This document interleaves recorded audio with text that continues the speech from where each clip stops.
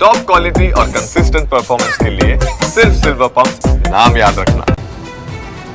અમદાવાદમાં મેટ્રો ટ્રેનની વ્યવસ્થા ફરીથી પૂર્વવત થઈ। સવારે 6:30 વાગ્યાથી મેટ્રો ટ્રેનની સુવિધામાં ટેકનિકલ ખામીને કારણે ખોરવાતા મુસાફરો પરેશાન થયા હતા। કેટલાક સ્ટેશન્સ પર મુસાફરો કલાકોથી મેટ્રોની રાહ જોઈને બેસી પણ રહ્યા હતા। ટેકનિકલ ખામીનું અનાઉન્સમેન્ટની જાણ કરાઈ હતી। મેટ્રો સેવા પૂર્વવત થતા મુસાફરોએ હાશકારો મેળવ્યો। વડોદરા રેલવે સ્ટેશન પર મુસાફરોનો હંગામો। ભુજ દાદર એક્સપ્રેસ ટ્રેનના યાત્રીઓએ હોબાળો મચાવ્યો હતો। एसी कोच में एसी बंद थई जता यात्रिको हैरान परेशान थया।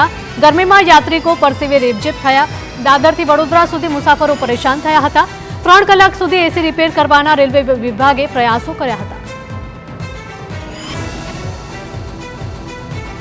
अमरेलीना રાજુલામાં पाइपलाइन नाखवानी कामगीरीनो स्थानिको द्वारा विरोध। धातरवडी डेममांथी पाइपलाइन नाखवा माटेनी कामगीरी शरू थता विवाद सर्जायो। पीवाना पाणी माटे पालिकाए कामगीरी हाथ धरता ग्रामजनोए रामधून बोलावी अने दंडवत करी विरोध नोंधाव्यो हतो। રાજુલાના 13 ગામના ખેડૂતોએ પાઇપલાઇનની કામગીરીનો હોબાળો કર્યો। ખેડૂતોએ દંડવત કરતા કામગીરી અટકાવવા નીકળ્યા હતા। પાઇપલાઇનનું કામ બંધ કરાવવા જતા ખેડૂતોની પોલીસ દ્વારા અટકાયત કરાઈ। પોલીસ કાર્યવાહી દરમિયાન ખેડૂતો અને પોલીસ વચ્ચે ઝપાઝપી પણ થઈ।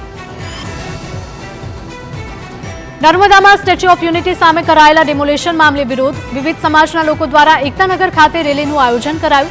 જો કે લોકો રેલી ન યોજી શકે તે માટે પોલીસનો ચુસ્ત બંદોબસ્ત ગોઠવાયો। ધારાસભ્ય ચૈતર વસાવા અને અનંત પટેલ ન પહોંચે તે માટે પોલીસ તૈનાત। રાજપીપળા ખાતે જ પોલીસની ટીમ દ્વારા કરાઈ રહ્યું છે ચેકિંગ। ગોંડલમાં દિનેશ પાતર પર પોલીસ ટોર્ચરના આક્ષેપનો મામલો। જૂનાગઢના અનુસૂચિત જાતિ સમાજના જિલ્લા પ્રમુખે નિવેદન આપ્યું કે અમારા દીકરાને ટોર્ચર કર્યો તેનો જવાબ આપીશું। દલિત સમાજના 1 લાખ લોકો ગોંડલમાં બાઇક રેલી કાઢશે। પોલીસ સામે ગુનો નહીં નોંધાય ત્યાં સુધી લડાઈ ચાલુ રહેશે। જામીન પર છૂટેલા દિનેશ પાતરની લથડી હતી તબિયત। ખોટા ગુનામાં ફિટ કરીને પોલીસે ટોર્ચર કર્યાનો કર્યો હતો આરોપ। છોટાઉદેપુરના કોન્ટ્રાક્ટર પર પાણી ચોરીનો ગ્રામજનોનો આરોપ। નસવાડીના મોધવા ગામ પાસે ચાલી રહી છે સ્લેબ ડ્રેનની કામગીરી, જેમાં કોન્ટ્રાક્ટર ગ્રામ પંચાયતના બોરમાંથી બેફામ પાણીનો ઉપયોગ કરતા હોવાનો આરોપ લાગ્યો છે। ગામમાં પાણીની તંગી વચ્ચે કોન્ટ્રાક્ટર ગેરકાયદે પાણીનો ઉપયોગ કરતા ગ્રામજનોમાં રોષ ફેલાયો।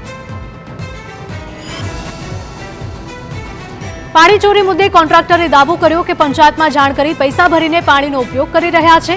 ગામના તલાટીએ પણ કોન્ટ્રાક્ટરના દાવાને ફગાવી દીધો। જણાવ્યું કે પંચાયતના જાણ કર્યા વગર જ પાણીનો ઉપયોગ કરાઈ રહ્યો છે, જે અંગે કોન્ટ્રાક્ટર સામે પગલાં પણ લેવાયા। રાહદારીઓ માટે 2 કરોડના ખર્ચે સ્લેબ ડ્રેન બનાવાઈ રહ્યો છે, જેની કામગીરીમાં પણ વેઠ ઉતારાઈ રહી હોવાનો આક્ષેપ થયો છે। યોગ્ય કામ થાય છે કે નહીં તેની અધિકારીઓ તસદી પણ ન લેતા હોવાનો આક્ષેપ। તેના કારણે ગામ લોકોને ભવિષ્યમાં હાલાકી ભોગવવી પડી શકે। સુરતમાં પાટીદાર આગેવાન અલ્પેશ કથિરિયાના ગંભીર આક્ષેપ। ગૃહ રાજ્યપ્રધાન હર્ષ સંઘવીને મળીને રજૂઆત કરી। ગોંડલ પોલીસની કામગીરી સામે અલ્પેશ કથિરિયાએ સવાલો ઉઠાવ્યા।